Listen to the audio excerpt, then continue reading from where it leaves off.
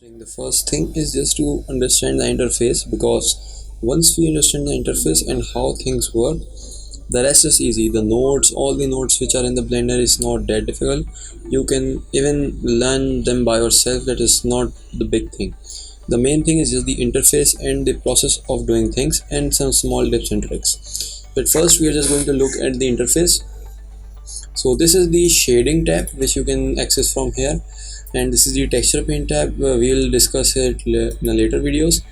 For now, just look at this, right? So this is the main shader nodes view, right? So here you use nodes to make a material output of surface, volume or displacement. We are going to discuss all of three in later, but for now let's just discuss the options here. We can see, so here are the nodes input and output. We'll discuss these later too. These are add-ons for the shader tab.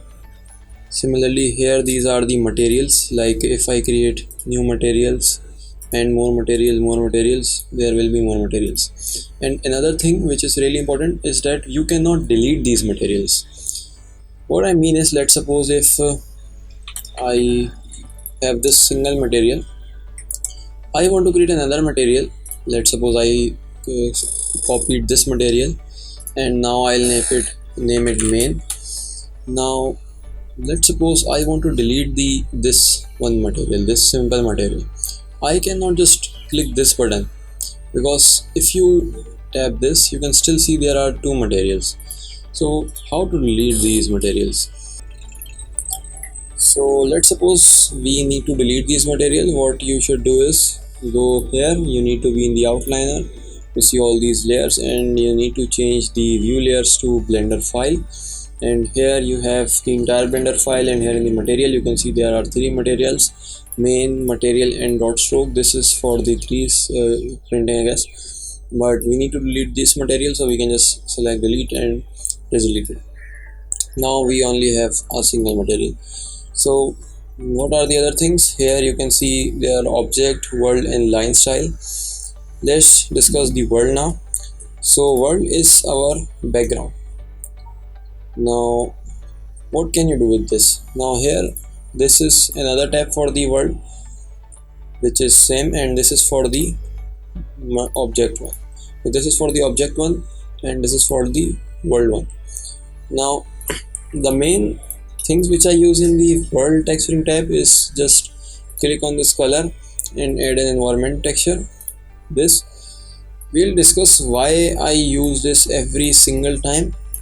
This is the most important node, I think, because it can input the HDRIs. We'll discuss these later. But yes, then there are line styles and object world, and this is again the Blender layering tab. This is the image editor or UV editor. We also use these a lot. And then these are just the file browser. We can make a 3D viewport, the render tab, which I usually do, or you can just go for the solid view or material view. So these are the most important things related to the interface. Now let's suppose you want to start texturing, right?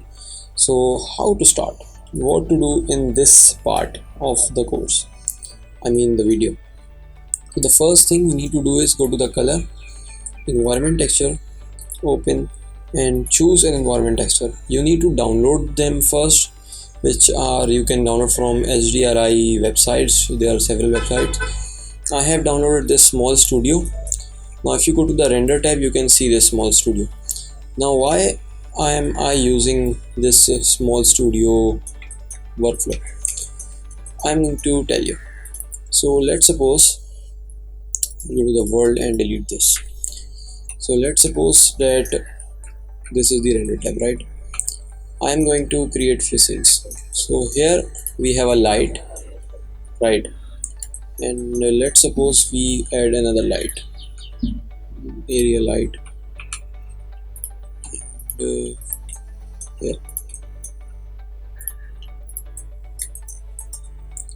we go to here and increase its brightness.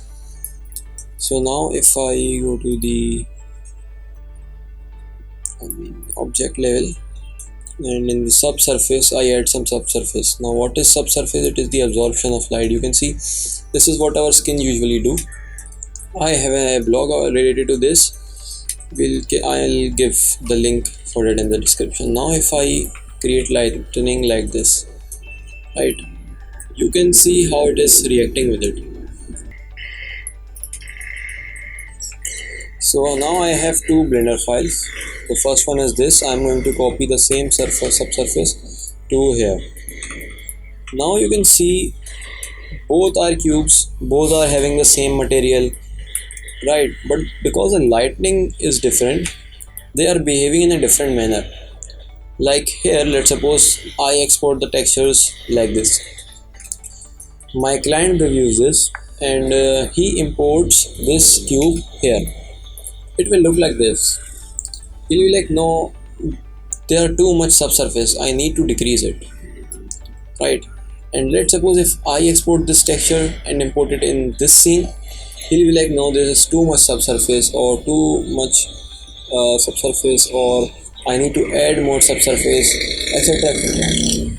So this will create like a disturbance. Now let's suppose there are several texturing artists working together and every single one of them has different type of lighting, because without light you cannot actually see the texture, right, in the render view. Like if I disable all the lights in the rendering view, you'll see this. Even if you change the color, they will look really bland. So you need to add the lightning, and when you are adding different type of lighting, it will affect the material in a different way.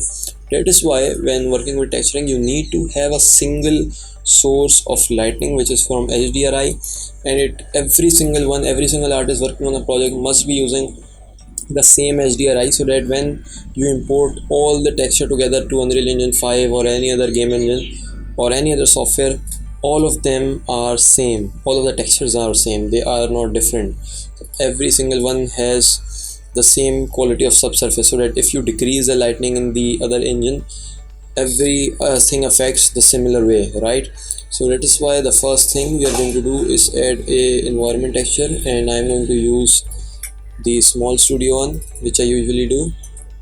And now if I have the subsurface here, let's suppose 1, I copy this, I come here, use the subsurface of 1 and decrease the lightning, and then in the world tab I add an environment texture, and then from my downloads and small studio, you can see both the textures are same.